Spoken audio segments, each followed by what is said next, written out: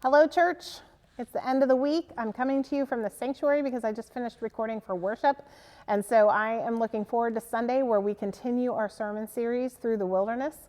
Our sermon this week kind of focuses on how God is still providing, even in the midst of this wilderness, and that how sometimes we might miss that. And that important question to ask is, what is God doing now? And so I hope you'll join us on Sunday. So what is God doing now? One of the things I want to share is that on Saturday, the leadership board met and had a visioning retreat with Reverend Jason Stanley, who's a colleague here in the Virginia Annual Conference. We've just asked him to come and partner alongside us to help facilitate our time and our strategic planning. And that day, that morning was blessed as we gathered because we were able to discern with the help of Jason, who encouraged us not to just quickly assume that we needed a new vision statement, but rather to look at what we had discerned during our revitalization process, a vision that we began to live into, but perhaps didn't fully yet.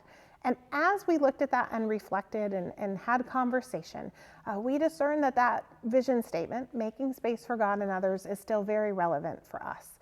And so we have discerned to pick that back up and to live more fully into it. And what we kind of talk about with that, there's a larger statement we want to share with it, but making space for God and others really has to do with making space for God and ourselves, that idea that we still have growth to do as disciples, and then to make space within our community of faith for others to come and join us on that journey so that they can too be formed as disciples.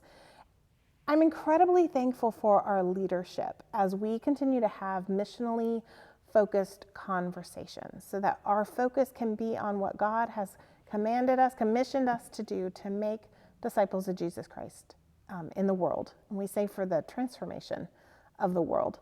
And so, friends, we'll have a strategic planning retreat on November 7th, and that's where we'll set some goals of how we see ourselves being able to fulfill some of that vision in the coming year. And so I just ask that you continue to pray about that work and know that we'll continue to communicate about it. Oh, goodness, friends. How many weeks are we in? I don't even know. This week we were able to have some in-person gatherings, and I'm really thankful for that. So we had a Bible study in the fellowship hall, and that went very well with 9 people meeting.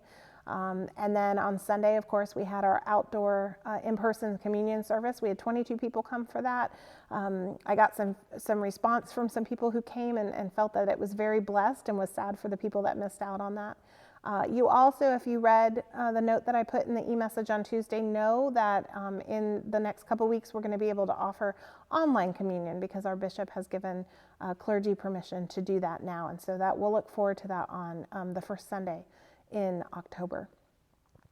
Friends, we continue to seek ways to stay connected, but even more so to continue to be in mission and ministry in ways that God is calling us to in this season. And that's part of what we're going to talk about on Sunday. So I hope our prayer can be that we can be open to the Spirit at work, that perhaps is trying to show us some new things that God is doing in our midst, and perhaps seeing some things that we can continue to do that we have always done, and perhaps even maybe continue some things, but in a slightly different way, with a shift to meet our current circumstances. But friends, I look forward to you hearing more. Also, just know in worship on Sunday, we'll have some special music.